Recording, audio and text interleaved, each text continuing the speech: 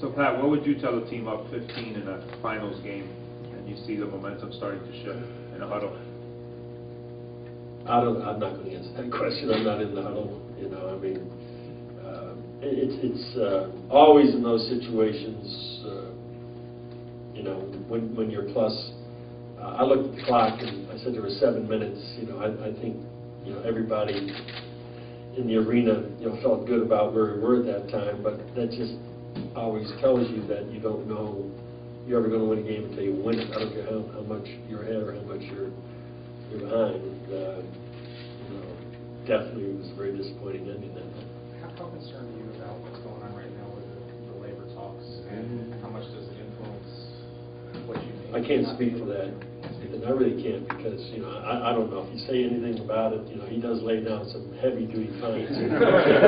These aren't like technical fouls or the old fines that I used to get. I used to take willingly, but I'm not going to take this hit.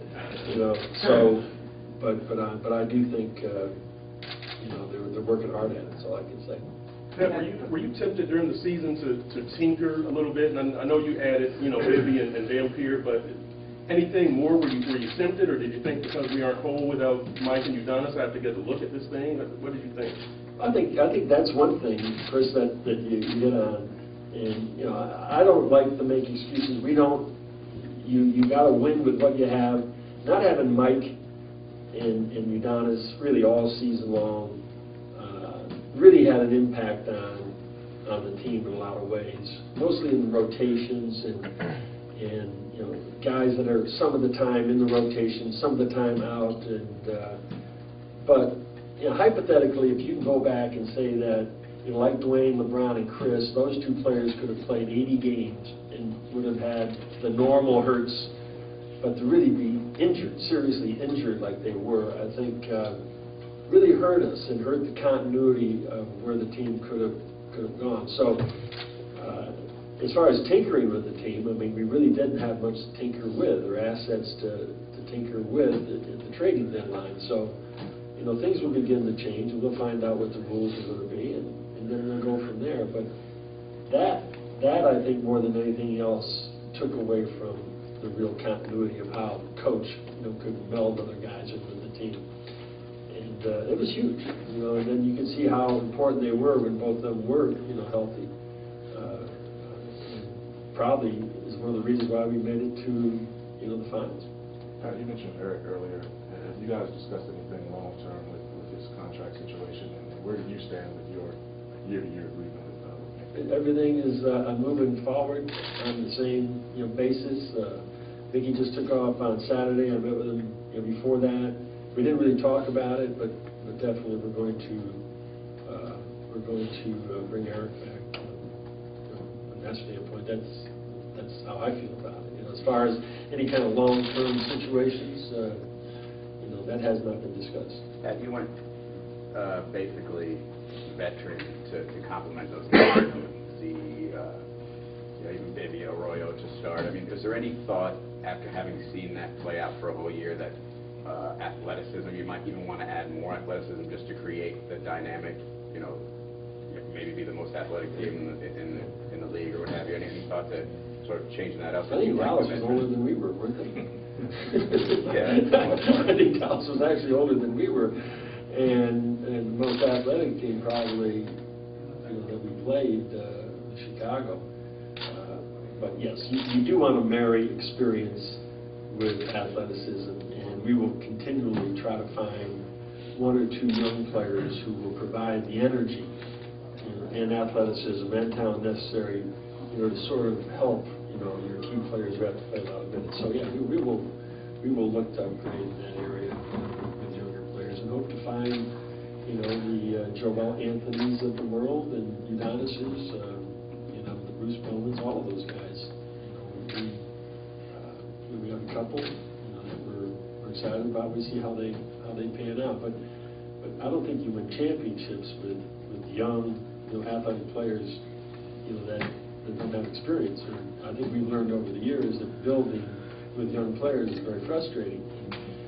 And the only team that's really done, I think that, through the draft is, Oklahoma. They've done a great job, and they hit, 2 home runs with Durant and with Westbrook. A couple of guys that sort of came into their own, but that's a long process, and I don't think anybody here wants to wait any longer. So we will add players, to our team, young and experienced.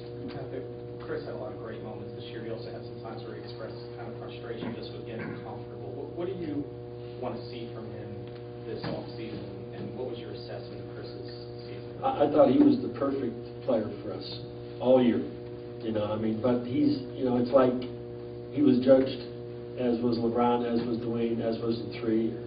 He was judged, about what he didn't do versus what he did do every night. And to have a big man that is that skilled, that can have, outrageous nights at both ends of the court. He's very smart, I think very even-tempered, and I think really sort of melded in, I think, perfectly. Now, he did express some frustration because that frustration probably came from, this is what I used to do when we got in this thing, when he was in Toronto. I mean, it was always him.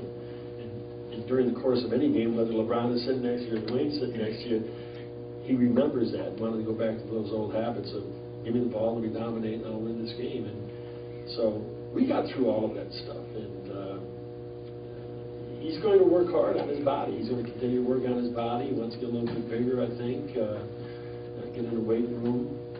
He's a power forward that's got great skill, and so the summer is going to be a summer of improvement for him. Pat, you guys have the 31st pick in the draft.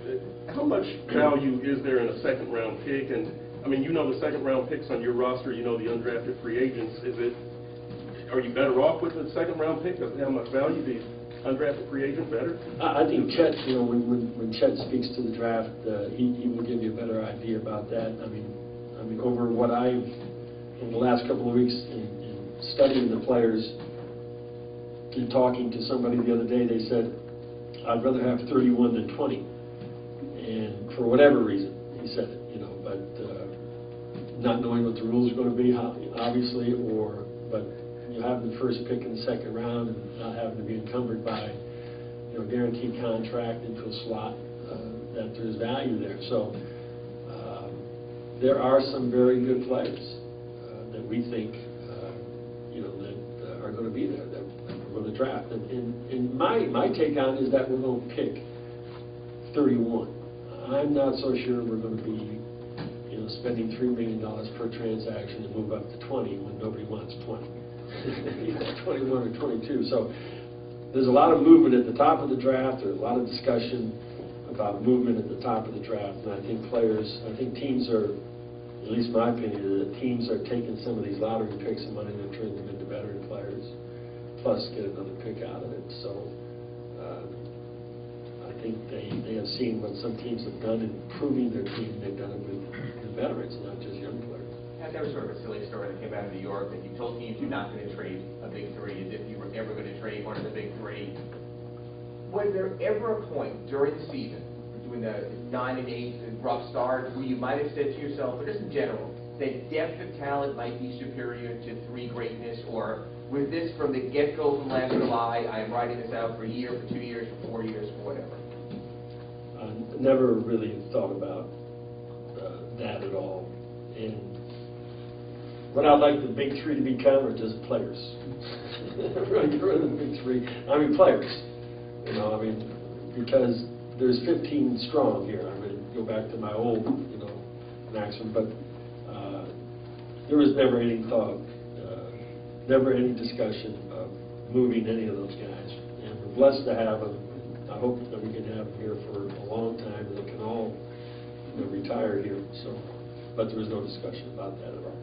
On that note, you guys had a big celebration for the season. I know it was for the season ticket holders and for fans, but is there any regret about the way that played nationally, and some of the way that was taken maybe by the national press, public?